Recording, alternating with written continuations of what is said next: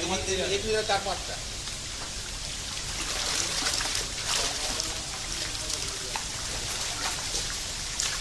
একটাও তো এখানে ছিল